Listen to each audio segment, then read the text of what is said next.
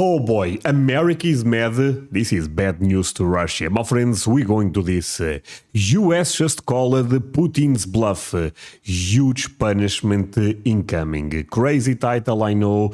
But at the end of the day, there is a lot of tension between America and Russia right now. I believe Putin is not someone that you should trust. I said this in other videos. It's just my perspective. André, you sound Russian. I'm not. I'm actually Portuguese, and I want to put this out there.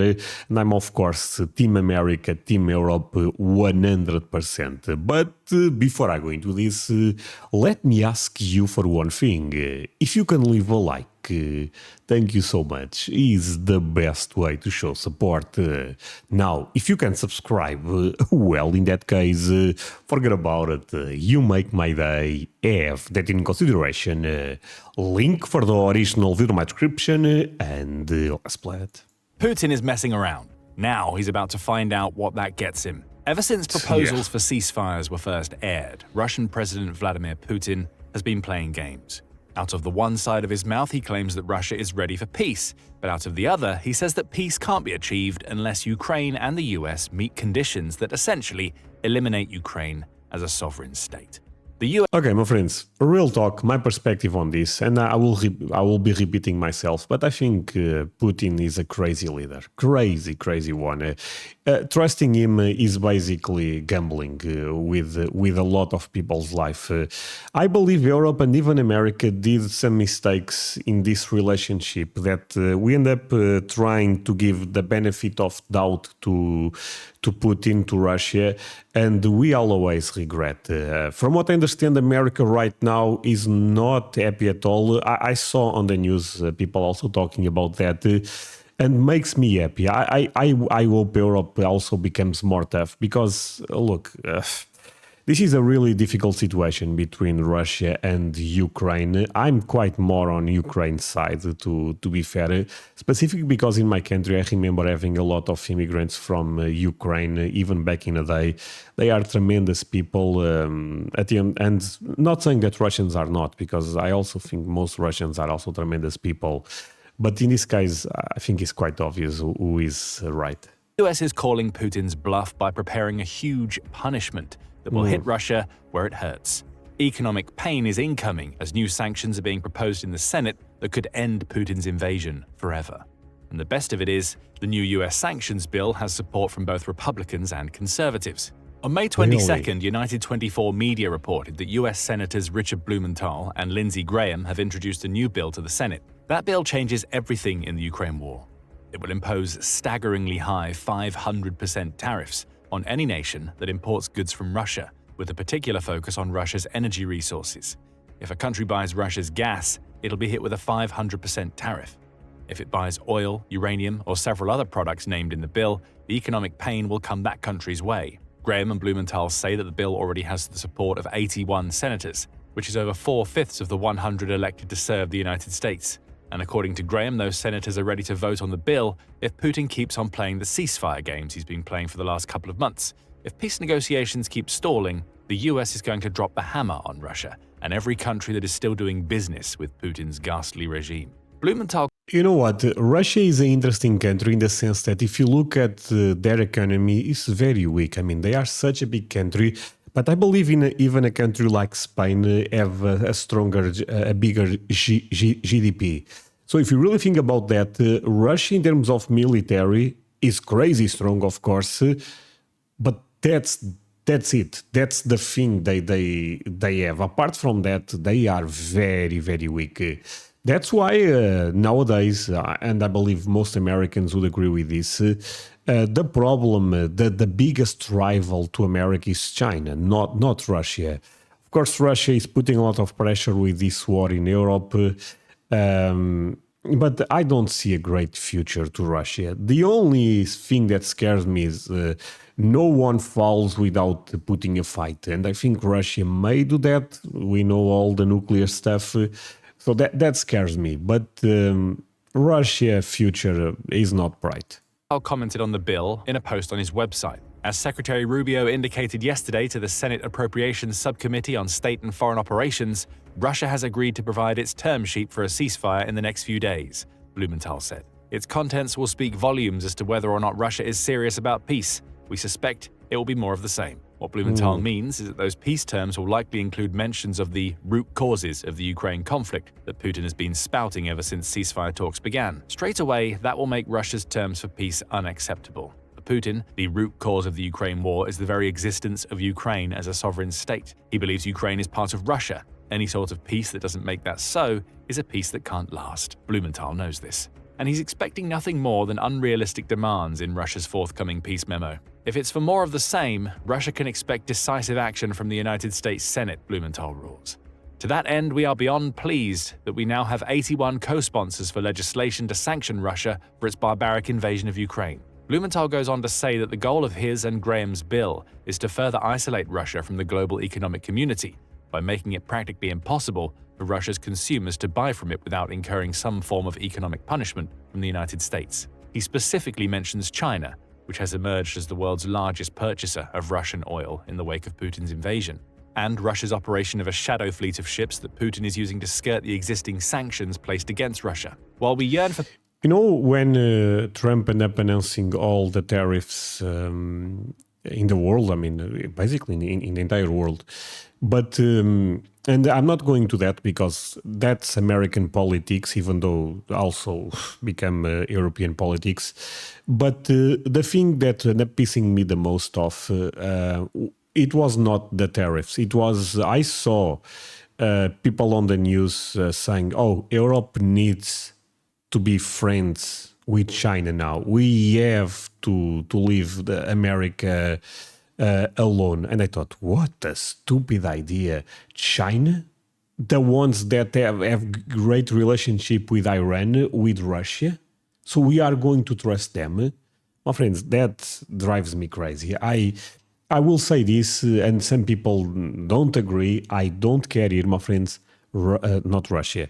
America and Europe need to be very close. Because at the end of the day, we share a lot of values, Christianity values, and that makes us very similar. Of course, Europe sometimes regulates a lot of stuff. Sometimes in America, you guys also do things that we don't agree. But we are still the closest thing to each other, you know. And this drives me crazy. For peace, it's increasingly clear to us, as a supermajority of the Senate, that Putin is playing games. The United States Senate stands ready to act if these games continue. The message is clear. The longer Putin keeps on stalling, the sooner these new sanctions are going to hit him and his allies. Odds are that Russia's leader isn't going to change his approach to peace talks. Though Putin is talking about putting together his peace requests, few believe that they will amount to a serious attempt to create a ceasefire. Putin practically said as much following his phone call with US President Donald Trump earlier in the week. Putin claimed that he agreed with the president of the US that Russia will propose and is ready to work with the Ukrainian side on a memorandum on a possible future peace treaty. It might define a number of positions, for example, the principles of the settlement, the timing of a possible peace agreement, and so on, including a possible ceasefire for a certain period of time if the relevant agreements are reached. There are a lot of possibles and ifs in that statement. Ultimately, they all add up to the same thing. Putin is going to try and set the terms he wants. Russia's leader knows that Ukraine will refuse those terms and the war will continue. Ukraine's President Volodymyr Zelensky is already well aware of the game that Putin is attempting to play. In the wake of Putin's statement, he accused Russia's leader of trying to buy time to continue the war. He's not wrong. Russia will take its time creating its memorandum of peace, knowing full well that what it wants is that something that Ukraine will never accept. Zelensky is also warning the rest of the world, especially the US, that Putin will try to use Ukraine's refusal of this memorandum as propaganda. Russia is trying to achieve peace, Putin will say. It's Ukraine that's standing in the way of getting it done. The US isn't going to fall for that trick if Graham and Blumenthal have anything to say about it. By the way, it gets worse for Putin. As the US is preparing its massive new bill, the European Union, or EU, is also dropping the hammer on Putin's regime. According to Euronews, the EU is ready to move ahead on its own new package of sanctions with or without the US. As with the proposed Senate bill, the EU's sanctions are designed to place extra pressure on Russia to agree to a 30-day ceasefire in the Ukraine war, which will be the first major stepping stone toward peace. Okay, I'm not sure if this video is up to date because today's news, I saw people saying that Trump is not happy with Putin at all. So I think, US will join Europe here for sure. Von der Leyen, who heads the European Commission, outlines the EU's plan. An 18th package is being prepared with further hard-hitting sanctions, she said on May 20th. It's time to intensify the pressure on Russia to bring about the ceasefire. Von der Leyen's statement comes just days after the EU adopted its 17th round of sanctions, which it's used to target around 200 of the ships in Putin's shadow fleet. Those sanctions also add restrictions for 30 companies taking part in the sales and purchases of dual-use goods, in addition to hitting 75 individuals and entities who have links to Putin's war machine. Future sanctions may confront Russia over its use of hybrid warfare tactics, such as destroying subsea cables, the EU says. All of this spells bad news for Putin. The EU has just hit him with a powerful left jab to the face. If the US follows through on its 500% tariff threat, that could be the right cross that sends Putin sprawling to the canvas. But we come to an interesting question. What will the US bill actually do to hurt both Russia and the countries that still support it, as it heads deeper into the fourth year of a war with Ukraine that Putin started? It's all about secondary sanctions. Unlike the EU's recent sanctions package, which targets Russian entities directly, the bill Blumenthal and Graham propose implements a tariff on any country that does business with Russia. That's a secondary sanction by definition. Such sanctions see the sanctioning party take aim at an entity or nation that is involved in a partnership with the entity or country that the sanctions are supposed to affect. The idea is simple. Make it impossible for anyone who wants to support the sanctioned nation to justify doing business with them. Blumenthal mentions also, so they are not even going after Russia, they are going after everyone that makes business with Russia. China, for example. Oh boy, this is getting so damn intense, my friends. But I'm happy that America is actually mad at this situation. At the end of the day, my friends, look, Americans may not like when people say this, but America is kind of the police of the world because you guys are so damn strong. Sorry, but it's true. So Europe can put a lot of pressure, of course, don't get me wrong, but at the end of the day, Big Dad America needs to have a word here. And I think we are going into that direction. China as an example in his statement. So let's dig into what the new Senate... The other thing is, and don't think I don't see an argument, because sometimes I read comments and people say, oh, as an American, I have nothing to do with this. We should not put money into this war. I understand that argument. Of course, as a European, since the war is in Europe, I have a different position. But I'm telling you, my friend, I also understand your point. The scary thing is...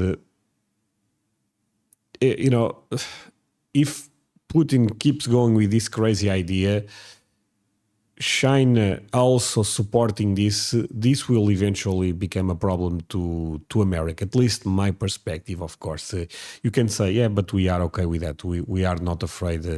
Well, if that's the case, again, nothing I will say will change your mind. So what I'm trying to say, and I always try to be the most fair I can, is that it's very easy to understand some Americans' position on this situation. Doing business with them. Blumenthal mentions China as an example in his statement. So let's dig into what the new Senate bill would mean for a country that has emerged as one of Russia's primary customers. In 2024, China's imports of Russia's crude oil rose by 1%, achieving a new record level of 108.5 million tons, according to Offshore Technology. That's roughly equivalent to 2.17 million barrels of crude oil per day. All told, Russia generated around $117.6 billion in revenue from its oil sales in 2024, with China being its main customer. The idea behind the new Senate bill is to put China between a rock and a hard place. Because China have no oil, right? So it makes sense that they rely on Russia. With China being its main customer. The idea behind the new Senate bill is to put China between a rock and a hard place. Assuming the bill passes and is signed into law by Trump, China, along with any other nation buying from Russia, is forced to make a choice. China could continue to buy Russian oil, though doing so would be tantamount to agreeing to have a 500% tariff levied against unspecified goods and services it exports to the United States. Or China can find alternative suppliers for its oil to avoid those tariffs. Either way, the US creates economic pain for one of its rivals. The tariffs make it more difficult for China to do business with the US, placing pressure on it to drop Russia as a trade partner. Once China drops Russia, Putin loses out on billions of dollars of annual revenue his oil sales were generating for his war machine. That brings us to the potential benefits that Blumenthal and Graham's bill deliver. A terrible economic impact on Russia is the primary reason why this new sanctions bill could prove effective against Russia. According to Oxford Energy, Russia's combined federal budget revenues amounted to a staggering $396.7 billion in 2024, with revenue rising by 17.9% compared to the previous year. This accounts for sales made to every country buying from Russia. A graph shared by the same resource shows that Russia's federal budget revenues from oil and gas are close to the same as they were in 2022, before the US and EU sanctions against Russia really took hold. That tells us that Putin has found a way to skirt the existing sanctions, as highlighted by Blumenthal's Shadow Fleet comments, and is now making as much as it ever has from its natural resource exports. Of the 300 To be fair, that's impressive, because when the war started, the amount of pressure the Russian economy ended up suffering, at one point I thought, yeah, they will be in problem. They cannot sustain this for more than 1 year or something. And look at what is happening now.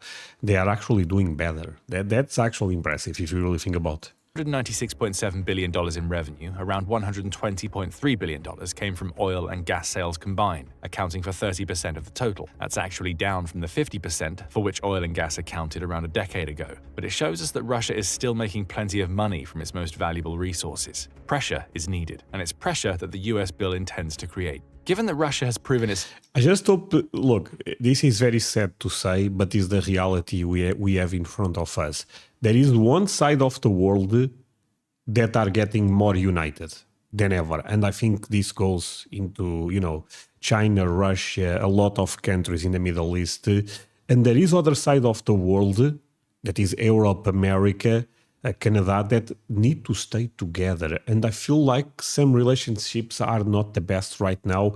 And this is a huge mistake because the only way to actually bring peace, I believe, is having this side of the world more connected. Capable of getting around the sanctions already placed. Am I making sense, my friends? André, we don't like politics. Well, at the end of the day, my friends, it's impossible to not react to this type of videos and don't share my perspective. I hope you understand. Leave a like if you don't mind different videos from time to time, but it is what it is. US bill intends to create. Given that Russia has proven itself capable of getting around the sanctions already placed on it, the US secondary sanctions are designed to hurt Putin directly. They amount to the US saying that Russia may have built a massive shadow fleet, with Brookings saying Putin has plowed $10 billion into buying ships that are difficult to track. Now the US is going to make that fleet useless by hitting the countries to which it delivers. There are plenty of other benefits, as the Atlantic Council noted in 2018 when the idea of secondary sanctions was first floated. It says that the US bill has the potential to extend the scope of US sanctions against Russia by hitting things that previous sanctions haven't been able to hit. It highlights several possible examples, ranging from banning certain products from export or import to freezing individual assets held by the entity the sanctions target. Trump even has a track record of using these types of sanctions. For instance, August 2017 saw in place economic sanctions on Venezuela that limited the country's ability to sell bonds it held in US financial markets. The target was different, but the impact was the same. The US prevented a country from selling one of its most valuable resources. That's what it's trying to do to Russia now, with the 500% tariffs it's preparing to implement on Russia's customers. On the scope expansion front, the new bill would also add... Okay, honestly, it's a smart move. At least this seems a really smart move. To the 6,433 sanctions the US has levied against Russia since Putin invaded. So even the tariffs, since we are at the end of the video, most people are not watching, I'm going to share my perspective. I thought Trump's idea was good, but it was not that well implemented because I think going to war with all countries in the world at the same time, maybe not the best idea. I think if Trump just went after China or maybe one or two more countries and slowly when those countries bend the knee, because that's what America was trying to do that, let's all be honest. I think after that you can assess the tariffs again to see other countries, but fight because this ended up creating a huge backlash to America. It went too all in. Am I making sense, my friends? You know what I'm saying? Maybe the idea was good, and I guess that's going to American politics, and you guys may know better than me for sure.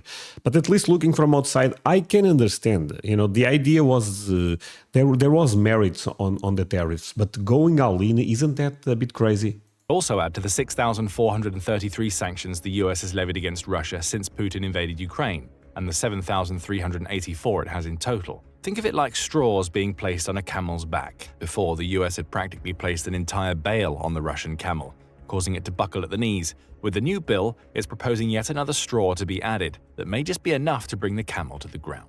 The Atlantic That said, ooh, my favorite statue in the world. Actually, I will go to America this year, and this will be one of the things I want to see the most. That said about the tariffs, I want to say another thing. From what I understand, countries like Japan, South Korea, India, I believe even Mexico, but I could be wrong, are already trying to negotiate with America. So you can say it ended up working to a certain extent.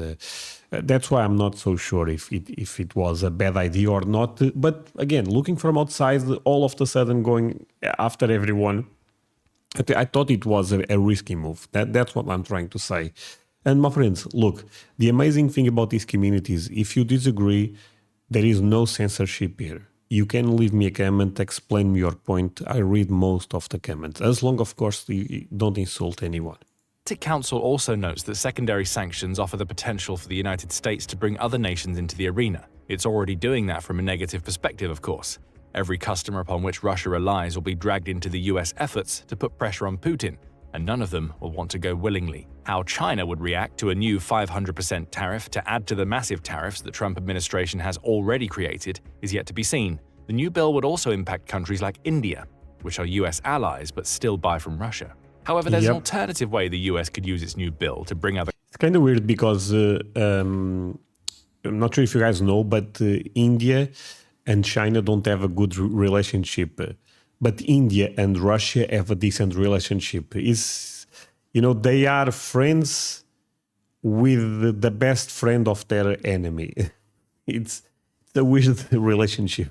Allies but still buy from Russia. However, there's an alternative way the US could use its new bill to bring other countries into the fold. It could use the bill to encourage other nations to work more closely with the United States on trade. It's a carrot on the end of a stick scenario. Give up your ties to Russia and the US will make it easier for you to trade with us and our partners. Again, we've seen the Trump administration use this tactic during Trump's first presidency. Trump applied diplomatic pressure on several African nations to adhere to United Nations sanctions during his first term. The carrot at the end of the stick was the lifting of US sanctions, as we saw in Sudan, which was done in response to Sudan agreeing to cut ties with North Korea. The US may use its 500% tariffs in the same way. It'll hit Russia's oil and gas customers hard with the tariffs before using them as a way to guide the affected nation toward cutting ties with Putin's regime. If it plays this particular hand well, the US could even use its secondary sanctions to increase its own geopolitical influence while turning the screw for Putin on both the economic and influence levels. Failing that, the US can instead use its new bill to impose its will on other countries. The idea is simple. If those countries don't toe the line, they'll get hurt. Not by America's overwhelming military force, but by its ability to control trade to and from that country. The US could even use its new bill to target countries indirectly under the auspices of hurting Putin. Again, we see that with China. It's not a coincidence that Blumenthal and Graham's bill would place as much economic pressure on China as it would on Russia. Some might even see the bill as a means through which the Trump administration can continue its trade war with China and other nations. The thing is, a lot of historians tend to say that trade wars is the first step for a world war, while placing pressure on Russia. On the surface, it seems like a win-win scenario. However, there are potential downsides to the new bill that need to be considered. Responsible Statecraft highlighted those potential downsides just a day before Blumenthal and Graham reinforced their desire to push their new bill forward. The outlet suggests that a 500% tariff on Russia's customers essentially amounts to a trade embargo, which has the potential to blow up in America's collective face. It notes that the bill will also punish US allies, along with the US itself. It's not wrong. Take the EU, for example. Though the bloc has taken plenty of steps since 2022 to extract itself from Russian oil and gas, the fact remains that the EU is still a major customer for Russia. The EU has dropped its Russian gas imports from 150 billion cubic meters per year in 2021 to 52 billion cubic meters in 2024. Crude oil exports are also down from 27% of the EU's total purchases in 2021 to just 3% today. However, those figures show us that Europe is still buying from Russia. The EU needs more time to find alternatives, which means the US bill would impact the entire bloc if it's approved. Could the US draft exceptions? This is shameful, honestly. I know some countries have no alternative, but that's the problem with Europe. We are not we cannot sustain yourself. We need. It's a mess. Which means the US bill would impact the entire bloc if it's approved. Could the US draft exceptions for its allies? It might, but it would do so at the risk of being branded hypocritical. China could easily point out that there appears to be one rule for Beijing and another for the nations the US is allied with. The diplomatic ramifications of such hypocrisy are difficult to anticipate, though we can be assured that one thing will result: tension, and a lot of it. Beyond that, dozens of other countries that may consider themselves US allies continue to trade with Russia, including the US itself. Uranium is named as one of the materials that would lead to the imposition of a 500% tariff in Blumenthal and Graham's bill. In 2024, the US purchased around $624 million of enriched uranium and plutonium from Russia. Responsible Statecraft points out, Israel buys plastic from Russia to the tune of $10.6 million in 2024. Taiwan, another US ally, is Russia's leading buyer of naphtha, which is a petrochemical used to make plastics. The point being is that the global economy is still too tied to Russia as a supplier of natural resources. For the new bill to be effective, the US has to choose between allowing the countries it would target to create mechanisms for extraction for Russia's natural resources stranglehold, or accept that it's going to force those countries into cutting and running from Russia. The latter would create a diplomatic roller coaster that would prove very difficult for the US to ride. Still, the bill has been proposed, and it clearly has the support of the majority of the Senate. The final hurdle appears to be Trump himself, and that may be a barrier too far. Though Trump has previously threatened to implement some sort of secondary sanction against Russia, in response to his frustration over Putin's delaying tactics, he seems less enthused about the idea right now. On May 22nd, RBC Ukraine reported that Trump has started pushing back on the idea of implementing crushing or hellish sanctions against Russia in the wake of his May 19th phone call with Putin. Okay, I'm assuming this is because Trump maybe believe he can find a peace deal. There's a chance of getting something. Because if he pushes this, knowing Putin, Putin will be so mad. My friends, tell me your perspective on this one. Done, Trump said following that call. And if you do that, referring to implementing new sanctions, you can also make it much worse. Trump isn't necessarily wrong. Implementing. No, there is a truth there. I mean, feel whatever you feel about Trump, but of course, I mean, knowing Putin, if you drop the hammer on Russia, my friends, they always retaliate in some type of way. So, the 500% tariff as a secondary sanction while putting pressure on Putin could show Russia's leader that he may as well continue his invasion for as long as he can. It appears Trump is taking a wait-and-see approach, which Blumenthal and Graham also mention. The US wants to see what's in the peace memorandum Russia has promised to create. It may only be once we see the content of that document that we know for sure if the US is going to inflict a huge punishment against Russia. But what do you think about Blumenthal and Graham's proposed sanctions? Is there any chance that they'll pass through both the Senate and Trump himself? If they do, what impact do you think they'll have on Russia and the many countries that are still buying from Putin? Share your thoughts with us in the comments, and remember to subscribe to The Military Show for more videos covering the latest developments. Oh, this is a great channel. I react to this channel so many times. It's crazy. But they make the best military content out there. OB2 turned bunkers into tombs. Okay, 17 if I should watch this video. This sounds crazy. I love the B2 bomber, my friends. Look, controversial video for sure. I'm aware of that. I mean, but recently I've been thinking more, my friends. I don't want to just cover stuff that is neutral. I like to cover things that are interesting, and sometimes things that are interesting they have politics in. It is what it is. So leaving a like today is even more important because there will always be people mad at this type of content. So if you can give me some extra support, I would appreciate you. And the extra support is that leave a like, a comment, all the good stuff, my friends. Subscribe if you are new. But yeah, thank you so much. See you guys in the next one. Bye, my friends.